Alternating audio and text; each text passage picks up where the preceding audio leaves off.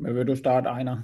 Okay, vi starter. Jamen, så vil jeg godt have lov til at starte. Jeg hedder Ejner Lund Jensen, og jeg skal sammen med Jens Heinrich præsentere en ny temabog, som om ganske kort tid bliver udgivet på i det nye Fik. Bogen hedder Økonomi og samfund, bæredygtig og selvbærende økonomi i Grønland.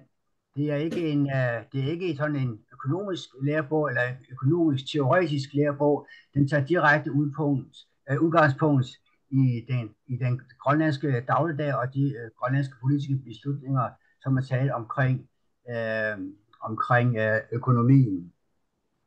Og jeg skal sige fra Magda Nielsen, som er redaktør på bogen, og fra Fik, at bogen er på vej som e-bog, og også på vej som trykbog. Så den kommer om ganske kort tid. Og Jens og jeg, vi har lavet følgende disposition. Først så lige en kort præsentation af temabogen og grundlaget for temabogen. Dernæst de pædagogiske mål, altså de ting, som vi regner med at forvente, at eleverne skal have ud af at læse bogen. Så er der det rent faglige med udgangspunkt i det økonomiske og politiske grundlag, det er de politiske beslutninger og den økonomiske virkelighed. Og dernæst den politik, som er blevet vedtaget fra Grønlands side, den vi kender som de 4 søjler. Og så derefter så noget omkring nogle grundlæggende forudsætninger, som er nødvendige for, at disse 4 søjler kan blive ført ud i livet. Og så vil vi se lidt på de opgaver, som er med i bogen, og give nogle eksempler og sige lidt om det. Og endelig så vil vi komme lidt ind på problematikken omkring nye og aktuelle emner, og det deri ligger i, at lige så snart sådan en bog den udkommer, så er den jo nærmest forældet, fordi der hele tiden sker noget nyt på det økonomiske og samfundsmæssige område, og derfor er der nye emner, som man hele tiden kan tage op i forbindelse med bogen. Men jeg vil give ordet til Jens, som vil sige noget om de 4 første punkter, og så vil jeg sige noget om de sidste 3 punkter. Værsgo, Jens. Yes, tak, Ejner. Og ja, altså vi jo faktisk arbejdet på den her bog i lang tid, mig indledningsvis, og så har Ejner overtaget, hvor jeg mere har fungeret som sparringspartner. Og målet sådan med bogen, det er jo det her med at altså kvalificere elevers viden omkring de her politiske målsætninger, der ligger i dag, og som jo faktisk også har været der ret lang tid. Altså det her med selvstyreloven, at man er anerkendt som et folk med retten til selvbestemmelse, og så den der vej, hvor man bevæger sig mod at blive klar til at blive selvstændig. Altså det er jo det her med at øge vidensniveauet og uddannelsesniveauet og skabe økonomisk udvikling, og så også adressere sociale udfordringer. Der er der jo helt klart brug for en videre bearbejdning af det her med at gøre sig klar, og der håber vi jo selvfølgelig, at bogen kan bidrage med, at eleverne bliver bedre klædt på til at se, hvad det er for en vej tingene går, hvad det er for nogle ting, man politisk har besluttet.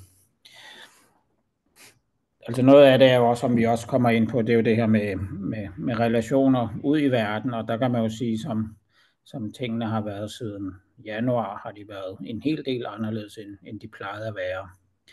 Og dog, så har der jo også siden 2019 været nogle forskydninger med Trumps første købsforslag, hvor man så også ser en helt klar ændring i dynamikken mellem Grønland, Danmark og Færøerne, hvor man får mere plads til at kunne måske præge debatten og den her tanke om ligestilling og respekt mellem de 3 lande i rigsfællesskabet.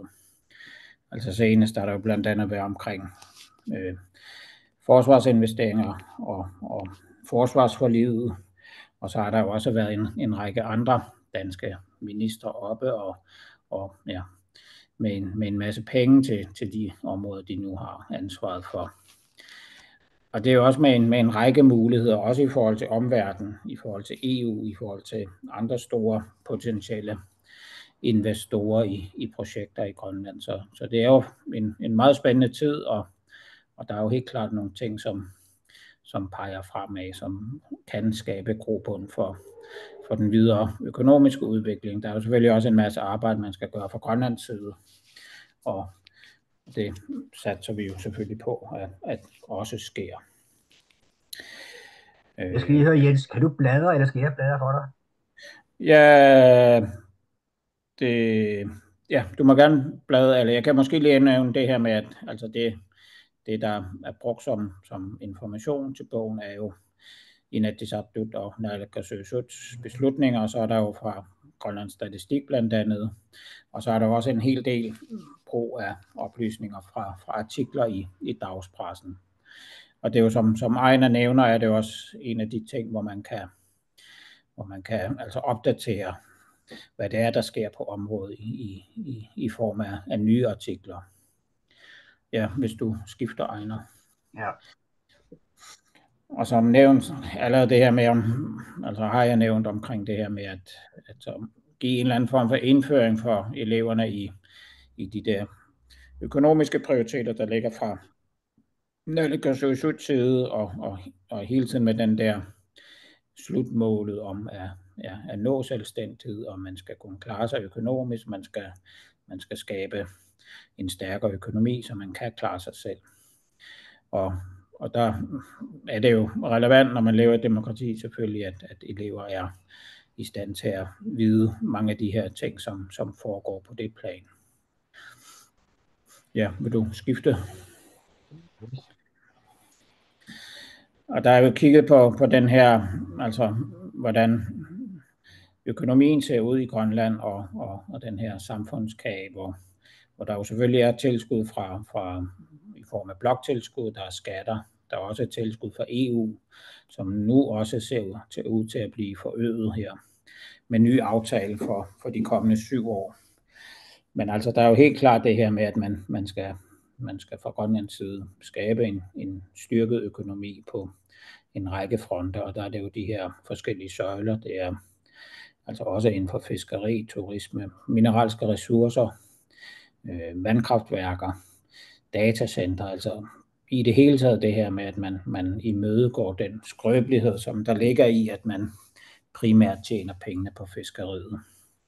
Og fiskeriet vil jo fortsat være noget af det vigtigste, men det giver også en sårbarhed, hvis priserne falder, og det gør de jo nogle gange. Det har man set her på det sidste, hvor der så er kommet et hul i de offentlige budgetter i Grønland. Yes, vil du skifte? Og der er det jo målet, at man bevæger sig hen imod at få en selvbærende økonomi, at man skal kunne bekoste de udgifter, der nu er forbundet med at drive et samfund. Og så er der jo også altså tankerne i sådan en bæredygtig økonomi, at man sikrer sig, at den her omformning også sker internt i det grønlandske samfund, at det er grønlandsk personale måske, som arbejder inden for felterne, eller man ikke lader forskellige projekter gå ud over den sårbare natur. Yes, vil du skifte? Og så er der også det her med, at Grønland har tilmeldt sig FN's klimamål og søger om den her optagelse i henhold til Paris-aftalen. Og der er der nogle spændende ting omkring det her med vandkraftværkerne, at man på sigt kan producere grøn energi, og man kan bidrage til bekæmpelse af klimaændringerne, at man på den måde også kan tage et ansvar, men også tjene penge på den her grønne transition. Og der er der jo blandt andet i forhold til de penge, der kommer fra EU, en del af dem, der går til netop den grønne omstilling. Og ja, det giver mening på alle mulige fronter. Der er jo også det her med, at man har et moratorium på olie og gas, så man ikke giver tilladelser til eftersøgning af olie og gas, og heller ikke udvinding af det. Altså det blev jo heller aldrig rigtig aktuelt, men der var efter sigende et stort potentiale på olie- og gasområdet. Men nu har man så valgt fra naalakkersuisuts side, at det gør man ikke noget ved, i hvert fald ikke for nuværende. Yes. Og minedrift er jo også et prioriteret område. Der er jo nogle begrænsninger i forhold til uranforbud, men der er også et stort potentiale med andre forekomster forskellige steder. Og ja, målet er jo selvfølgelig, at man skal kunne tjene penge på det, og man har strenge miljøreguleringer i form af udvindingen, så man ville så vidt muligt kunne sikre sig mod forurening. Der vil altid være nogle effekter på klima og natur, når man har minedrift, men så vidt muligt undgå det. Og især i forhold til de her kritiske mineraler er det jo helt klart et kan man sige, salgsargument, blandt andet i forhold til EU, at EU og Vesten har brug for at imødegå det kinesiske monopol på kritiske mineraler. Der er nogle ting, som skal gøres fra Vestens side, fra Grønlands side omkring hele den her kæde af led, der skal opsættes i forhold til udvinding og produktion af de her mineraler, som ikke er på plads endnu. Så det vil også sige, at der er mange investeringer, der skal ske i det. Inden for fiskeriet er der jo en fiskerilov, som kom her sidste år med en del kontroverser. Der er stadig politisk debat om det. Der er jo en målsætning om bæredygtighed i det. Der er også private firmaer, som har følt, de er kommet i klemme, har fået færre kvoter. Så der er jo i hvert fald nogle politiske prioriteter om, at man ændrer fiskeriområdet og måske også mængden af de antal personer, der arbejder inden for feltet. I hvert fald, at man rykker dem fra jollefiskeriet over i større fartøjer, trålere blandt andet. Og der er jo også med baggrund i, at der er mangel på arbejdskraft, og man skal bruge arbejder inden for byggebranchen eller andre områder, hvor der er pres på kan man sige, på opgaverne. Yes, vil du skifte? Og turisme er jo igen et prioriteret område. Der har været en hel del turister i år på baggrund af den gode Trumps reklame for Grønland, så vi takker ham inderligt for det, men der er også nogle udfordringer. Der mangler infrastruktur, der mangler hoteller, der mangler turoperatører, der mangler spisesteder.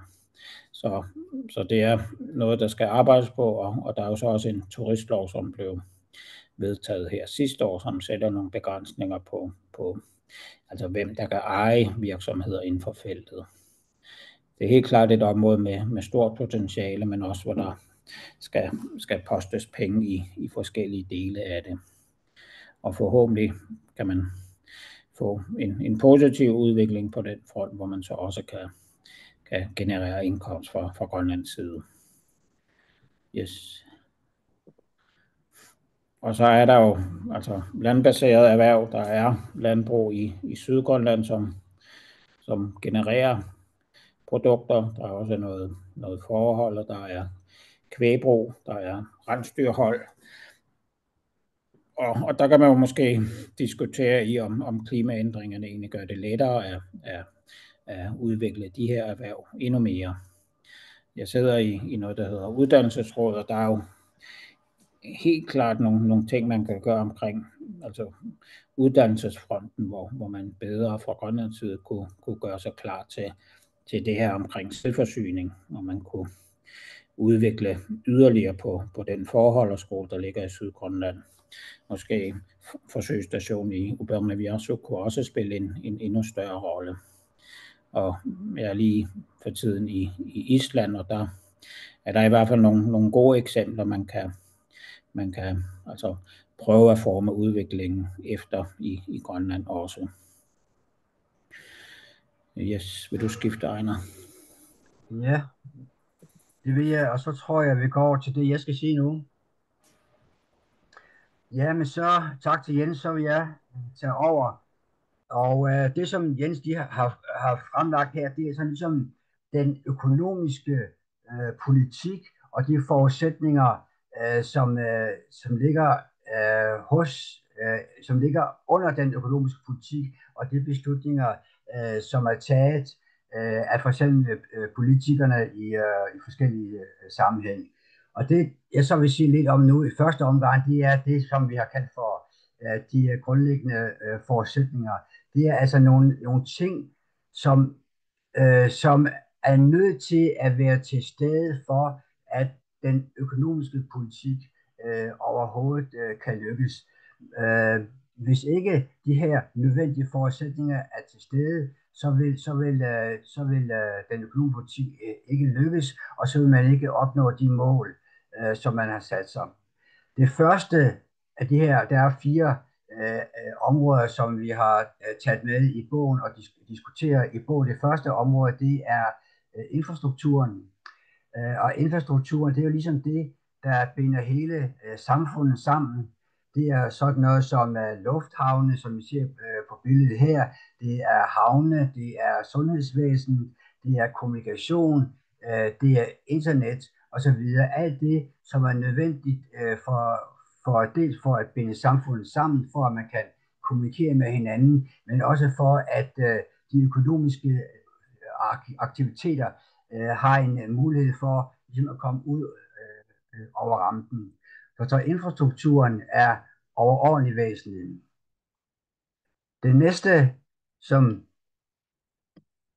er en grundlæggende forudsætning, det er energien. For at udvikle erhvervslivet, for at få flere fabrikker, for at kunne komme rundt i landet, så er man nødt til at så opstår der et stort energibehov, som man er nødt til at dække.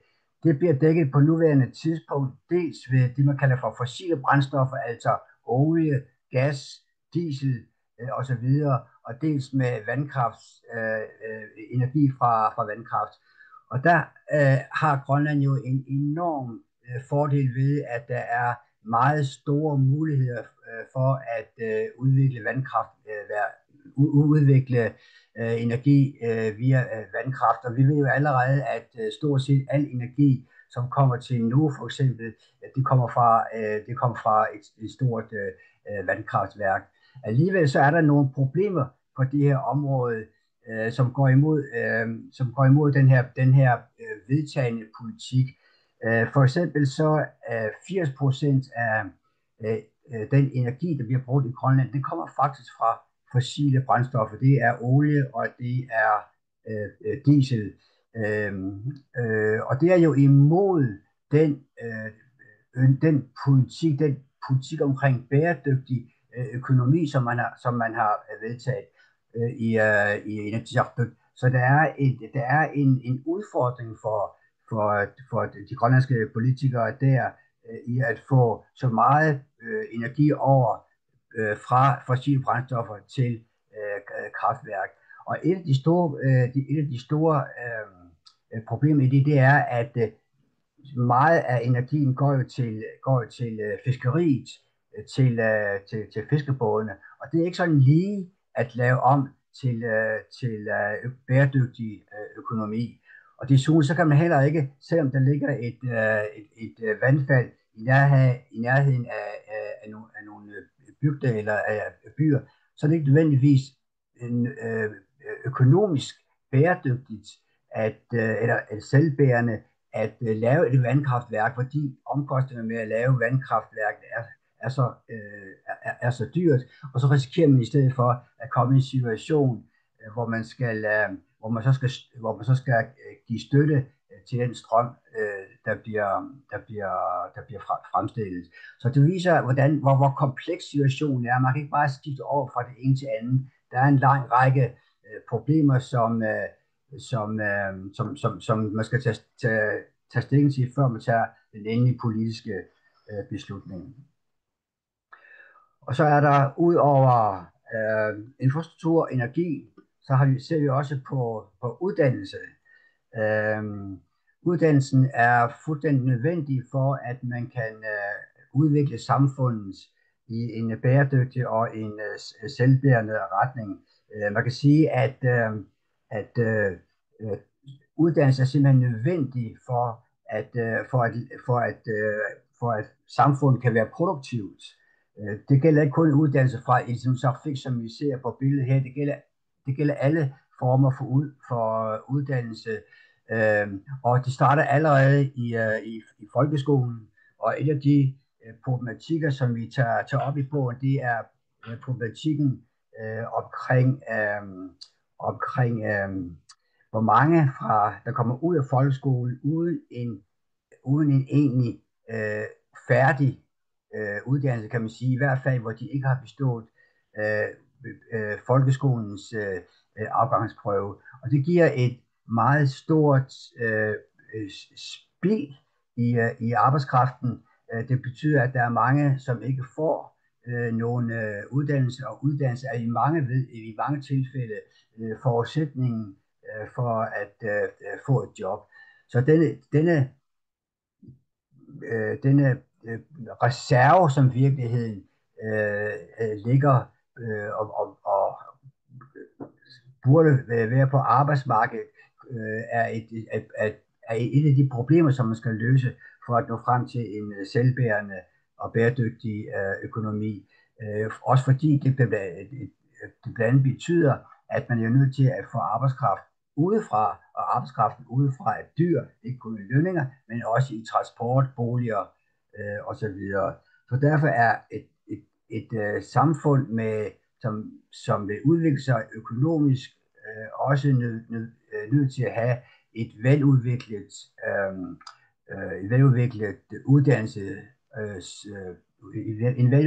uddannelsesgrundlag. Og endelig så ser vi for det fjerde på demografien, altså hvordan befolkningen er sat sammen. Det kan for eksempel være, som vi ser på skemaet her, befolkningens fordeling på køn og alder. Og det som den her tabel den viser, det er, at i forhold til 2000, nu der burde være de grå streger, det er 2014, og de gule streger, det er 2024. Og der kan man se, at jo længere man kommer op, jo større bliver de gule streger i forhold til de grå streger. Og det betyder, at befolkningen bliver ældre og ældre. Og det er et af problemerne i befolkningsudviklingen, at den ældre befolkning udgør en stadig større del af befolkningen, og det betyder, at der med tiden bliver et stort behov for at dække udgifter i den sociale sektor. Det kan være både sygehus, og det kan være på plejehjem og så videre. Og de økonomiske problemer, som det giver, er selvfølgelig en del af den problematik, man kan tage op i de samlede økonomiske overvejelser. Desuden så er der også det, at befolkningen stagnerer i stedet for at stige, så har der faktisk i visse perioder været et lille fald i befolkningstallet. Og det hænger også sammen med den problematik, vi havde lige før omkring uddannelse. Mange, eller en del af de unge grønlændere, som tager til Danmark for at få en uddannelse, de bliver i Danmark og leverer ikke, hvad kan man sige, leverer ikke det ønskede resultat, nemlig at komme tilbage og være med til at berige samfundet. Så det rammer på 2 punkter. Det rammer dels på det problematik omkring at have uddannet arbejdskraft, og dels på, at befolkningen stagnerer. At befolkningen så alligevel er steget en lille smule i de sidste år, det skyldes så i virkeligheden, at man har fået indvandring udefra, fra specielt Thailand og Filippinerne. Det var nogle af de grundlæggende forudsætninger, som er nødvendige, som skal være opfyldt for, at man kan lykkes med den økonomiske politik, og som vi så fremstiller her i bogen. Så vil jeg gå over til at sige lidt om noget helt andet, nemlig opgaver. Øh, der er i bogen en række opgaver, både løbende nogle opgaver, som er sådan lidt mere af opklarende art. Det er spørgsmål, som egentlig går til teksten, for også ligesom for at få eleven hvad skal man sige, fokusere på teksten. Det kan for eksempel være et spørgsmål, som hedder, hvad er en selvbærende økonomi? Når de lige har læst afsnittet om selvbærende økonomi, så kommer spørgsmålet, hvad er det egentlig med selvbærende økonomi? Altså for at tjekke, at de har forstået det. Og derudover så er der efter hver kapitel en række gruppespørgsmål, som eleverne kan arbejde med sammen, enten i mindre grupper eller i større grupper, og som de så efterfølgende kan fremlægge for klassen på den måde, som den enkelte opgave nu lægger op til, eller på den måde, som de nu vælger at lægge op til. Målet med de her opgaver, det er målet med de her opgaver, det er blandt andet, at på den måde så får man eleverne til i høj grad at bearbejde stoffet. I stedet for bare at sidde og læse, det kan man være mere eller mindre god til, men ved at bearbejde stoffet og gå ind i stoffet, så kan man sikre sig, at eleverne i langt højere grad kommer ind på de problematikker, for at diskutere de problematikker, som stoffet indebærer, og også ligesom mulighed for at komme ud over de ting, som står i den her bog. Desuden så vil gruppeopgaverne blandt andet styrke elevernes evne til at samarbejde. Det er enormt vigtigt, at de unge mennesker lærer at samarbejde. Det gælder ikke kun i skolen, det gælder mindst lige så meget, når de kommer ud af folkeskolen og skal enten på gymnasiet eller på andre uddannelser og i det hele taget ud i erhvervslivet. Så det synes vi er et vigtigt mål med de her opgaver. Endelig så er det et spørgsmål om at samle ny viden ved at lave de her opgaver og ved at formulere de her opgaver sådan, at eleverne skal ud over bogens stof, ud og spørge ude i det omliggende samfund, kan man sige, eller søge viden andre steder, så vil vi sikre os, at eleverne får en viden om stoffet, som er ud over det, som står i bogen, fordi det begrænser, hvor meget der kan være med i sådan en bog der. Det var målene. Derudover så er der de forskellige metoder, som vi går til, og de forskellige metoder, som eleverne skal bruge i forbindelse med at besvare de her opgaver. Gruppearbejde er, som jeg sagde før, en vigtig del, og det sker ud fra enten andre tekster, som vi refererer til, eller som man kan få af den pågældende lærer, eller også er der nogle forskellige YouTube-videoer, og de forskellige tekster og YouTube-videoer, de kan både gå ind og ligesom supplere det stof, som er i bogen, eller de kan gå ud over bogens indhold og begynde at fokusere på nogle andre ting, som er relevante for bogens indhold. Derudover så synes vi, det er vigtigt, at eleverne de arbejder med tabeller og andet statistisk materiale. De tabeller og det statistisk materiale, som vi har med i bogen, de er taget fra det her stats.gl, det er altså, Grønlandsk Statistiske Bureau, og jeg kan sige, at det er simpelthen en guldgruppe af oplysninger, man kan få derinde. Der er oplysninger både om demografiske forhold, befolkningens størrelse og udvikling i befolkningens størrelse, udvikling i fiskeriet, udvikling i landbruget, udvikling i befolkningssammensætning og en lang række ting, som er af stor betydning for samfundet og for forståelse af samfundet. Og desuden så er der det, som man kunne kalde for de lokale ressourcer.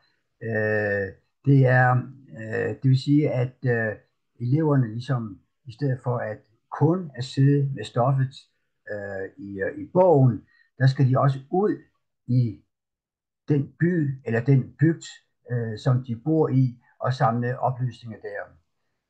Det kan for eksempel være, hvis de snakker om fiskeriet, som Jens var inde på før, så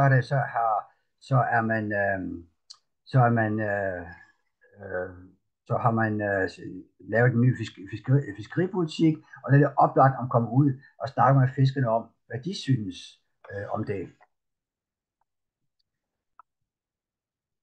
Så har jeg nu et par eksempler på opgaver. Det her, det er et eksempel på opgaver, som tager i afsnit om de mineralske stoffer. Altså, hvordan kan udnyttelse af mineralske stoffer forurene miljøet? Der kombinerer vi jo problematik omkring mineraler og miljøpolitikken, og så har de en YouTube, som de skal se på. Ud fra den skal de så diskutere, hvilke hensyn man skal tage til naturen. Og det er for, at fordi der er jo hele tiden problemer. Man vil gerne have for eksempel minedrift, men hvor meget må de gå ud over naturen? Og der skal eleverne diskutere den her problematik og ligesom forsøge at komme frem til en selvstændig holdning. Og derfor også besvare spørgsmål, om de synes, at der skal være en grænse for, hvor tæt en mine må ligge på en by, eller en anden bosættelse. Altså alt sammen noget, som er diskuteret i det grønlandske samfund i mange år. Det sidste eksempel, det er jo for eksempel fra problematikken fra Narsaq, altså nogle problematikker, som er vigtige, at eleverne også får kendskab til, og får mulighed for selv at tage en stilling til. Og så skal de selvfølgelig lære, at hvis man har en anden holdning til et eller andet, så skal man forklare, hvorfor man har den holdning, eller hvorfor man ikke går ind på et eller andet princip. En anden type opgave, det er at gå ud i bygden. Det her det er fra afsnit om turisme. Der kan man sagtens sende eleverne ud i deres by eller bygd eller kommune og få dem til at lave en lille film om, hvad det er for nogle ting, de gerne vil vise i deres kommune. Altså lave en reklamefilm i virkeligheden. Og så kan man få dem til at diskutere, hvad man kan gøre for at få flere lokale virksomheder og flere turistaktører i kommunen eller i byen. Man kan sætte ned på turistkontoret og spørge til for eksempel, hvor mange udenlandske gæster, der har været inden for det sidste år. Og så kan man få dem til at lave statistikker over, hvilket land de kom fra, på hvilken del af året de kom, osv. Det der arbejde med statistik er fordi, så kommer man meget mere ind i stoffet, og ved at lave de her statistikker og tabeller, så får man også et langt større overblik over det stof, som man arbejder med. Statistikker, specielt når man selv laver statistikker, de giver i mange tilfælde et enormt godt overblik over det stof, som man arbejder med. Og så kan man selvfølgelig i forlængelse af det diskutere, hvordan man kan sikre, at turismen er bæredygtig på både naturen og økonomien, og så får vi på den måde også den økologiske vinkel ind i diskussionen. Til sidst så har vi et afsnit her, som handler om, at man skal tage nye aktuelle emner op. Og det er selvfølgelig i forlængelse af det, som jeg sagde fra starten, at lige så snart den her temabog, den ligger på bordet og trykt og ligger på bordet, så er den i virkeligheden ved at blive for gammel. Fordi den politiske situation ændrer sig, de økonomiske forhold ændrer sig også, og derfor vil der hele tiden være nye ting, som er relevante for den problematik, som er i bogen. Og det betyder så også, at det er vigtigt, at man tager nye emner op, og der ligger selvfølgelig et stort ansvar, kan man sige, på lærerne, at man får kombineret nye oplysninger og nye initiativer og nye økonomiske problematikker med det stof, som er i bogen. Men man kan sige, at der er jo hele tiden omkring dukker der hele tiden nye ting op. Altså for eksempel fra dagspressen, meget af de ting, som vi har med, de kommer fra, eller de oplysninger, vi har med, kommer fra for eksempel KNR, eller som AG.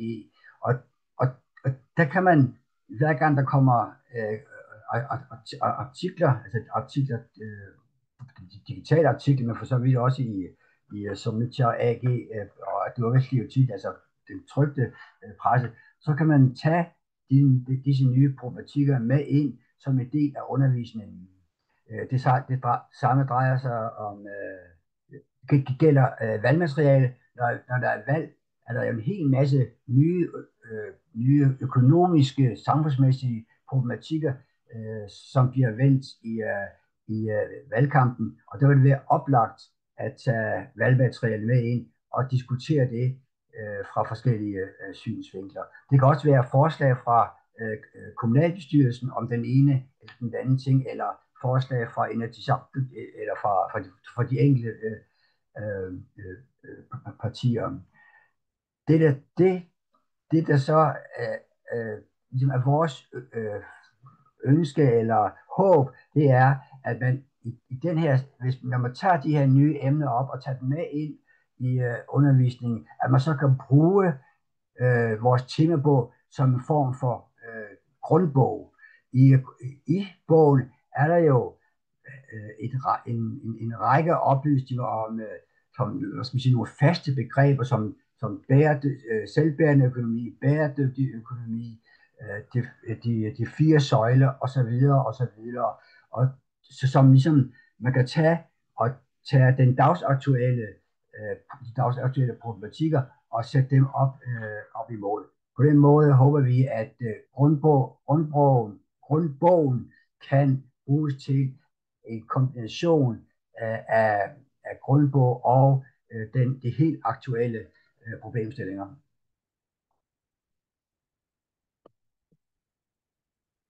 Så har jeg ikke mere til det, men så skulle det være åbent for spørgsmål, så vidt jeg er orienteret.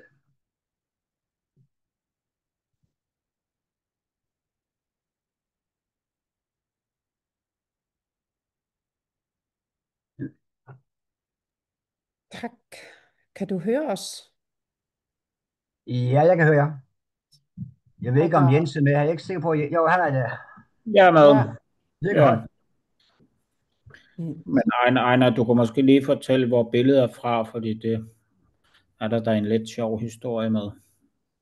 Når billedet? Ja, altså, det der billede der, det er sådan et, jeg tager med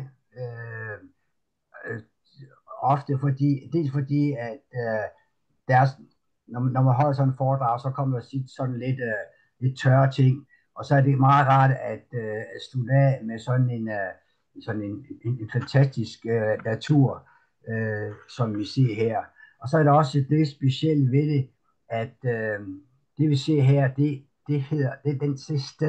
det hedder Nuuk, Det er jo så selvfølgelig ikke Nuuk, der hvor I sidder nu, men det er Nuuk nede i Sydgrønland, nede syd for Nanortalik, lidt øst for Apiatok.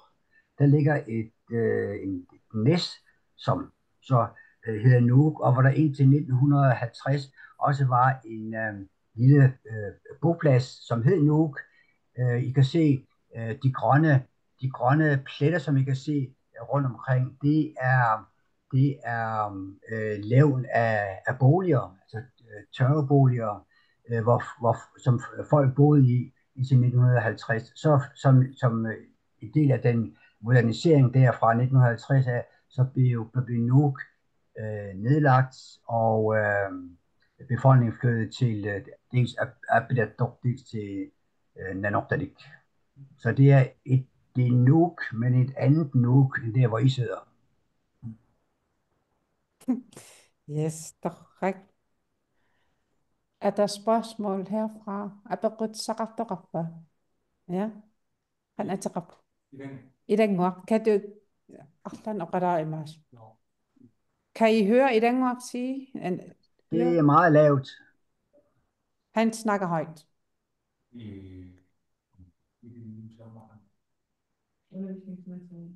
Ja, undervisningsmateriale både på dansk og grønlandsk. Hørte I hvad? Okay. Ja. Jeg fik ikke fat i, hvad der blev sagt.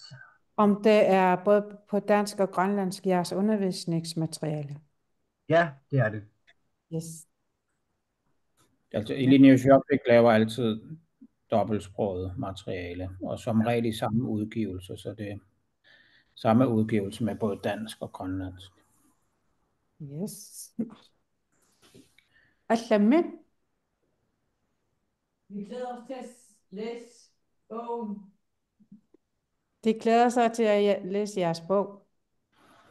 Det Yes. er vi glade for at høre. Ja. Vi håber også, at både lærere og elever vil få glæde af den. Ja.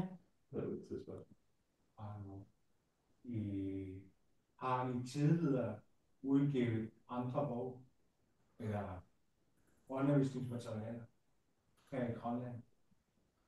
Ja, for Iliniusjorfik Ejner har lavet en hel del, og jeg har været på nogle forskellige, men hvor mange har du lavet, Ejner? 10 forskellige? Ja, jeg skal lige høre, hvad spørgsmålet var. Om vi tidligere har lavet materiale, undervisningsmateriale. Ja. Jeg har været med til at lave noget materiale altså sådan et historisk samfundsfagsmateriale de sidste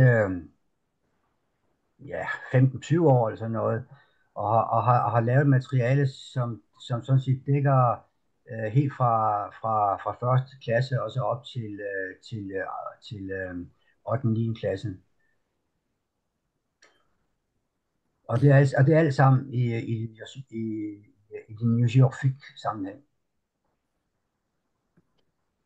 Yes, tak. Aslanimme. Andre?